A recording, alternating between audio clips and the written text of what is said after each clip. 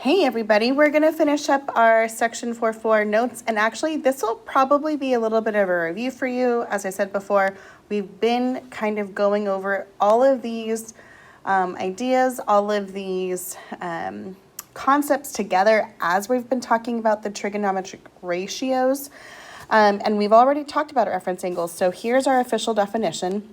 A reference angle is the acute angle, which we call theta prime. This is the only book I've ever heard them call them theta prime, but that's okay. We'll call it theta prime. And it's formed by the terminal side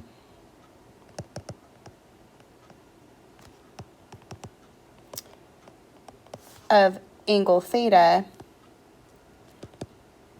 and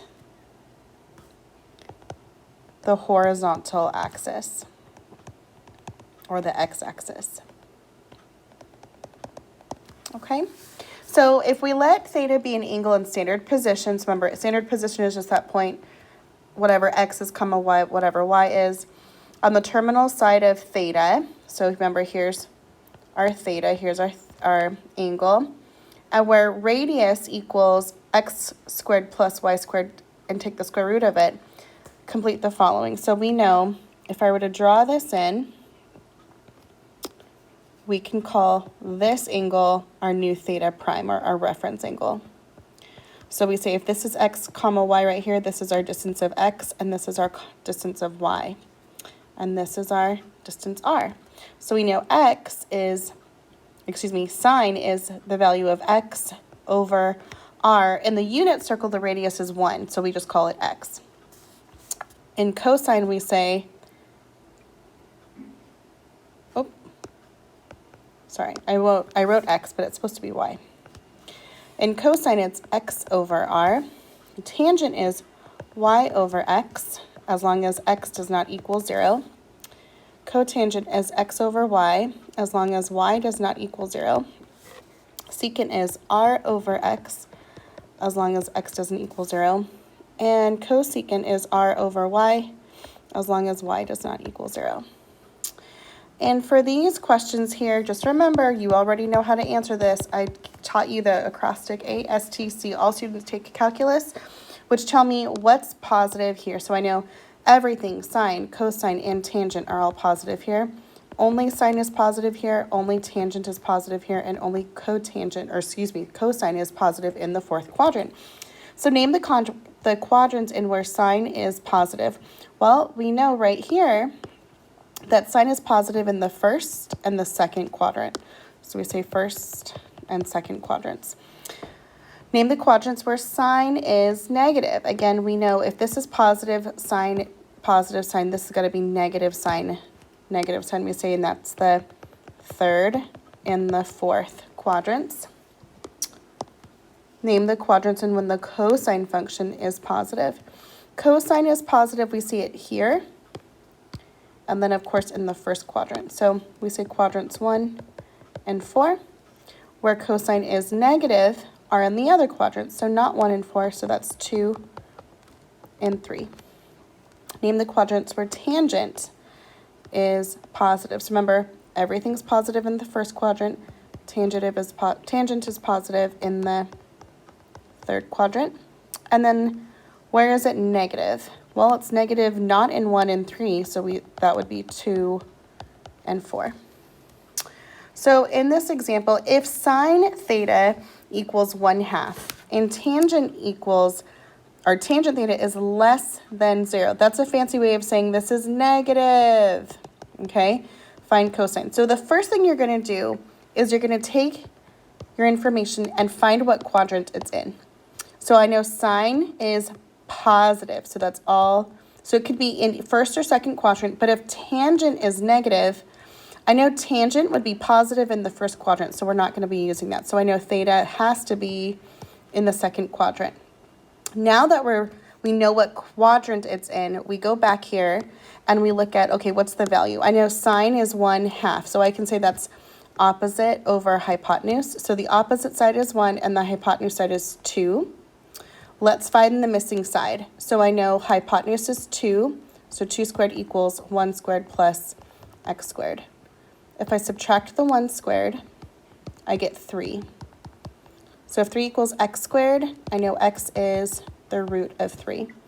Now keep in mind, if we were drawing this on an actual coordinate grid, this would be a value of -3 because it's on the left side of the origin. So to find cosine of theta, remember that's adjacent over hypotenuse. We'd say adjacent is this side right here, negative the root of 3 over hypotenuse is 2. And if you remember, that is the value where both sine and cosine are congruent on our easy as 1, 2, 3, 3, 2, 1 reference angle chart. So let's talk about some reference angles, which this should be easy for you. So for A, let's find 210. So first let's mark it up. Here's 180, here's 270, and here is 210. Okay, so from here to here is theta. Well, I know from here to here, the reference up to the horizontal axis, we call this theta prime. So the reference angle is 30 degrees because we took that 210 and subtracted that 180 to get our reference angle. Now here they've got it in radians, but it's not in terms of pi. Keep in mind, there's a little bit more than 6 radians. So I know if I were to cut this up into radians, it's approximately here, here, here, and here, where it ends about right here. So that's about 6 radians with a little bit of cushion right here. So let's show where 4.1 radians be. So this would be about 1, 2, 3, about 4.1 radians. So I know the nearest point right here is 1 radian. So the reference angle would be 4.1 radians minus pi, whatever that is. And if you wanted to put that in your calculator, you could, where we know 4.1 minus pi would give us a radian reference angle of 0.96, radians. Okay? And let's go ahead and describe how to find the value of a trig function of any angle. We've talked about this a lot.